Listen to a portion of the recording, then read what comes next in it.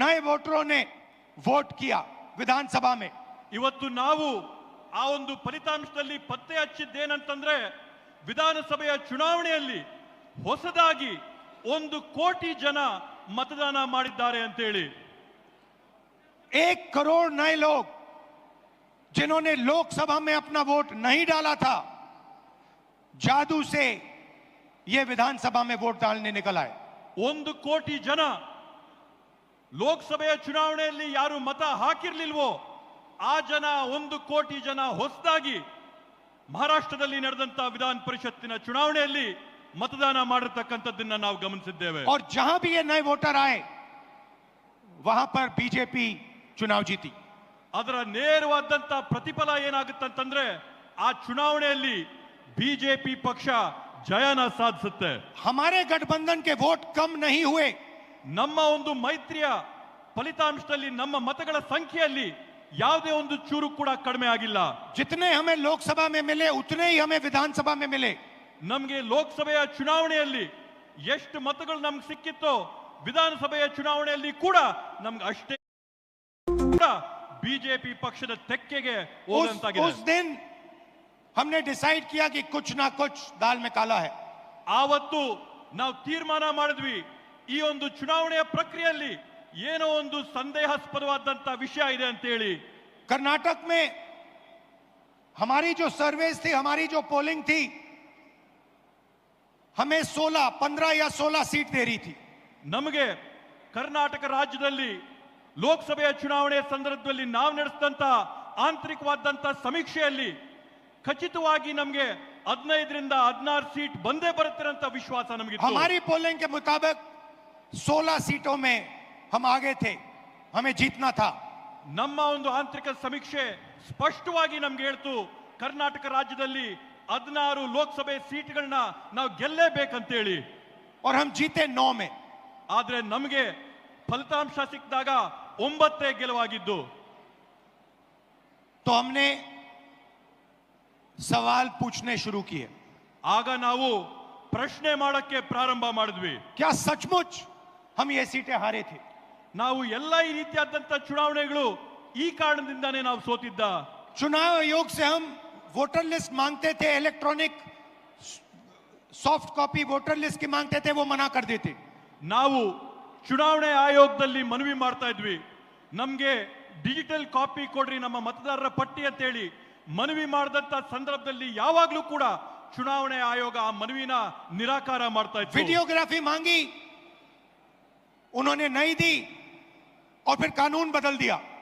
ಅಂಕಿಯ ಮತದಾರರ ಪಟ್ಟಿನ ನಾವು ಮನವಿ ಮಾಡಿದ್ರೆ ಅದನ್ನ ನಿರಾಕಾರ ಮಾಡಿ ಅದನ್ನ ಬದಲಾಯಿಸಿಬಿಟ್ಟಿದ್ದಾರೆ। और फिर कहा कि 45 दिन के अंदर 45 दिन के बाद वीडियोग्राफी को रद्द खत्म कर देना चाहिए, डिस्ट्रॉय कर देना चाहिए। ಅದರ ಜೊತೆಗೆ ಹೊಸ ಆದೇಶನ ಹೊರಡಿಸಿ ಚುನಾವಣಾ ಮತಗಟ್ಟೆಗಳಲ್ಲಿ ರೆಕಾರ್ಡಿಂಗ್ ಆದಂತ ವಿಡಿಯೋನ 45 ದಿನದ ಒಳಗಡೆ ಹಳಸಂತ ಕುತಂತ್ರನ ಮಾಡಿದ್ದಾರೆ। तो एक लोकसभा में हमने अपनी एनालिसिस शुरू की। ಆದ್ರಿಂದ ನಾವು ಒಂದು ಲೋಕಸಭಾ ಕ್ಷೇತ್ರದಿಂದ ನಮ್ಮ ವಿಶ್ಲೇಷಣೆನ ನಾವು ಪ್ರಾರಂಭ ಮಾಡಿದ್ವಿ। बेंगलोर सेंट्रल की लोकसभा और उसमें हमने एक विधानसभा चुनी, महादेवापुरा।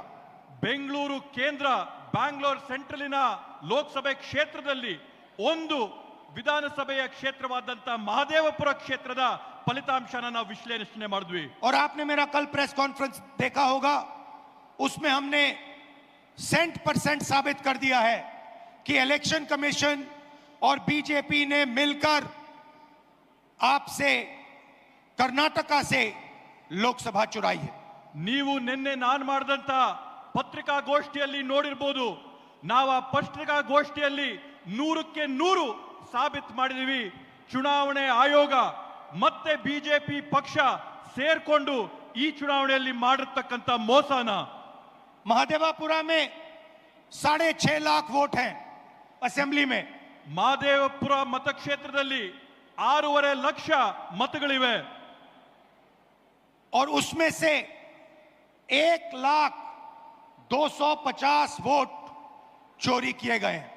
ಅದರಲ್ಲಿ 1,250,000 मतಗಳನ್ನ ಇವತ್ತು ಮತಗಳ್ಳತನ ಆಗಿದೆ ಅಂತ ಹೇಳಿ ಘಂಟಾಘೋಷವಾಗಿ ಹೇಳ್ತೀನಿ. मतलब 6 में से 1 वोट इन्होंने चोरी किया है.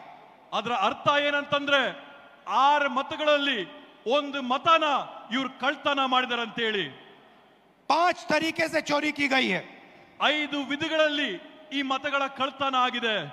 डुप्लीकेट वोटर मतलब एक वोटर अनेक बार वोटिंग कर रहा है. ದ್ವಿಪ್ರತಿಯ ಮತದಾರರ ಏನು ಪಟ್ಟಿ ಇರ್ತದೆ ಅದರಲ್ಲಿ ಒಬ್ಬ ಮತದಾರ ಹಲವಾರು ಬಾರಿ ಅವರ ಹೆಸರುಗಳು ಮತಪಟ್ಟಿಯಲ್ಲಿ 4 अलग अलग पोलिंग बूथ में वोट डाल रहा है. 5-6 अलग पोलिंग बूथ में वोट डाल रहा है. 4-5 ಮತಗಟ್ಟೆಗಳಲ್ಲಿ ಅವನು ಹೋಗಿ ಮತದಾನ ಮಾಡಿ ಬರ್ತಾ ಇದ್ದಾನೆ. ऐसे तकरीबन 12,000 वोटर हैं. ಈ ರೀತಿಯಾದಂತದ್ದು ಸರಿಸಮಾನವಾಗಿ 12,000 ಮತಗಳು ಇವತ್ತು ನಾವು ಕಂಡಿದ್ದೇವೆ. फेक एंड इनवैलिड एड्रेस मतलब इनका पता नहीं है या फिर 0 नंबर एड्रेस है. ನಕಲಿಯಾದಂತ ವಿಳಾಸಗಳಲ್ಲಿ ಅವರ ವಿಳಾಸ ಸಿಗದೇ ಇದ್ದಂತವರು ಈ ಪಟ್ಟಿಗಳಲ್ಲಿದ್ದಾರೆ. तकरीबन 40,000 ऐसे वोट हैं. ಹತ್ತತ್ರ 40,000 ಈ ರೀತಿಯಾಗಿ ವಿಳಾಸ ಸಿಗದೇ ಇದ್ದಂತ ಮತದಾರರು ನಾವು ಗುರುತಿಸಿದ್ದೇವೆ.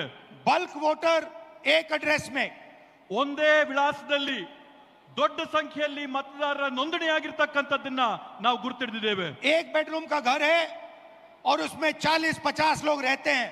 ಒಂದೇ ಒಂದು ಕೊಠಡಿಯ ಮನೆ ಇದೆ. ಆ ಒಂದು ಕೊಠಡಿಯ ಮನೆಯಲ್ಲಿ 40, 50, 80 ಜನ ವಾಸ ಇದ್ದಾರೆ. और जब उनको वहां हम ढूंढने जाते हैं वहां पे कोई नहीं है. ಅಲ್ಲಿ ನಾವು ನಮ್ಮ ಜನನ ಕಳಿಸಿದಂತ ಸಂದರ್ಭದಲ್ಲಿ ಅಲ್ಲಿ ನಾವು ಪರೀಕ್ಷೆ ಮಾಡಿದಂತ ಸಂದರ್ಭದಲ್ಲಿ ಅಲ್ಲಿ ನಮ್ಗೆ ಯಾರು ಕೂಡ ಸಿಗ್ಲಿಲ್ಲ. और घर का मालिक बीजेपी का लीडर. ಅಲ್ಲಿ ಯಾರಿದ್ದಾರೆ ಅಂತಂದ್ರೆ ಅಲ್ಲಿರ್ತಕ್ಕಂಥದ್ದು ಬಿಜೆಪಿ ಪಕ್ಷದ ಒಬ್ಬ ನಾಯಕ.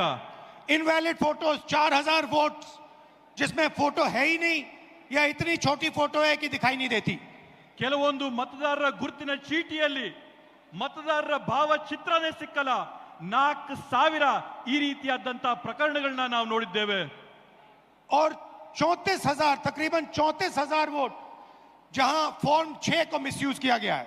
ಮತ್ತೆ ಅದ್ರ ಜೊತೆಗೆ ವಿಶೇಷವಾಗಿ ಸುಮಾರು 32,000 ಪ್ರಕರಣಗಳಲ್ಲಿ ಮತದಾರರ ಪಟ್ಟಿಯಲ್ಲಿ ನಮೂನೆ 6ರಲ್ಲಿ ಏನು ನೂತನವಾಗಿ ಮತನ ಹಾಕೋಬೇಕೋ ಅದರಲ್ಲಿ ನಾವು ಅವ್ಯವಹಾರ ಕಂಡಿದ್ದೇವೆ. फॉर्म 6 फर्स्ट टाइम वोटर्स के लिए होती है.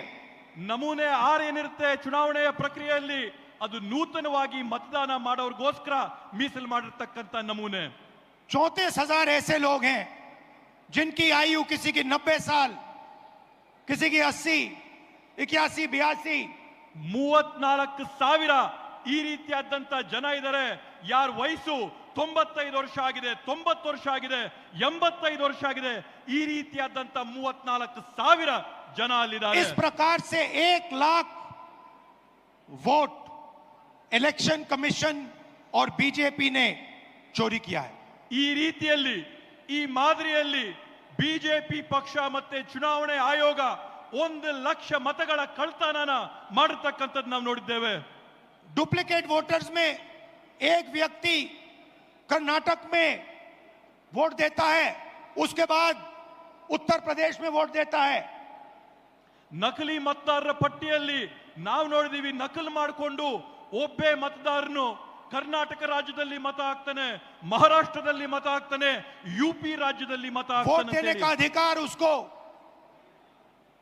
बेंगलोर में है, लखनऊ में है, वाराणसी में है, अलग अलग जगह देश में ये लोग वोट डालने के लिए ऑथराइज्ड हैं. ಮತದಾನ ಮಾಡಂತ ಹಕ್ಕು ಈ ವ್ಯಕ್ತಿಗೆ ಬೆಂಗಳೂರಿನಲ್ಲಿದೆ, ಲಕ್ನೌನಲ್ಲಿದೆ, ವಾರಣಾಸಿನಲ್ಲಿದೆ. ಈ ದೇಶದ ವಿವಿಧ ಭಾಗಗಳಲ್ಲಿ ಮತದಾನ ಮಾಡಂತ ಹಕ್ಕನ್ನ ಈ ವ್ಯಕ್ತಿ ಕೊಟ್ಟಿದ್ದಾರೆ. मुझसे इलेक्शन कमीशन एफिडेविट मांगता है. ನನ್ನ ಹತ್ರಿಂದ ಇವತ್ತು ಚುನಾವಣೆ ಆಯೋಗ ಪ್ರಮಾಣ ಪತ್ರ ಕೇಳ್ತಾ ಇದ್ದಾರೆ. मुझसे कहता है कि मुझे ओथ लेना है. ಅವ್ರು ನನಗೆ ಕೇಳ್ತಾ ಇದ್ದಾರೆ ನಿಮ್ ಮುಂದೆ ಬಂದು ಪ್ರಮಾಣ ಮಾಡಿ ಅಂತ ಹೇಳಿ. मैंने पार्लियामेंट के अंदर ओथ लिया है. ನಾನು इस संविधान के सामने ओथ लिया है. इस पर हाथ डाल के वोट लिया है. इस पे हाथ डालकर ओथ लिया है. ನಾನು ಸಂಸತ್ ಭವನದಲ್ಲಿ ಪ್ರತಿಜ್ಞೆ ಮಾಡಿದ್ದೀನಿ, ಸಂಸತ್ನಲ್ಲಿ ಪ್ರತಿಜ್ಞೆ ಮಾಡಿದ್ದೀನಿ, ಈ ಸಂವಿಧಾನದ ಮೇಲೆ ನಾನು ಪ್ರತಿಜ್ಞೆ ಮಾಡಿದ್ದೀನಿ, ನಾನು ನುಡಿಯಂತದ್ದೆಲ್ಲ ಸತ್ಯ ಅಂತ ಪ್ರತಿಜ್ಞೆ ಮಾಡಿದ್ದೇನೆ. और आज जब हिंदुस्तान की जनता हमारे डेटा को लेकर इलेक्शन कमीशन के वेबसाइट पर सवाल पूछ रही है तो इलेक्शन कमीशन ने अपना वेबसाइट बंद कर दिया।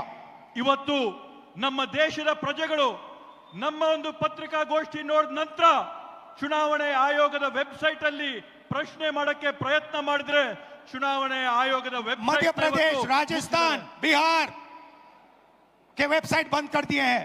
ಇವತ್ತು ಬೇರೆ ಬೇರೆ ರಾಜ್ಯಗಳ ವೆಬ್ಸೈಟ್ ಚುನಾವಣೆಯ ವೆಬ್ಸೈಟ್ ಬಿಹಾರದ ಚುನಾವಣೆಯ ವೆಬ್ಸೈಟ್ ನ ಇವತ್ತು ಬಂದ್ ಮಾಡಿದ್ದಾರೆ। क्योंकि वो जानते हैं कि अगर हिंदुस्तान की जनता ने इसी डेटा को लेकर सवाल पूछना शुरू कर दिया तो उनका पूरा ढांचा कोलैप्स कर जाएगा। ಯಾಕಂತಂದ್ರೆ ಅವ್ರಿಗೆ ಮನವರಿಕೆ ಆಗಿದೆ ಭಾರತ ದೇಶದ ಪ್ರಜೆಗಳು ಈ ಒಂದು ವಿಷಯನ ಕೇಳಿಕೊಂಡು ಪ್ರಶ್ನೆ ಮಾಡಕ್ಕೆ ಪ್ರಾರಂಭ ಮಾಡಿದ್ರೆ ಅವರ ಒಂದು ನಾಟಕ ಏನ್ ನಡೀತಾ ಇದೆ ಆ ನಾಟಕ ಮುಗಿದೋಗುತ್ತೇನಂತ ಭಯ ಇವತ್ತು ಅವ್ರಿಗೆ ಬಂದಿದೆ।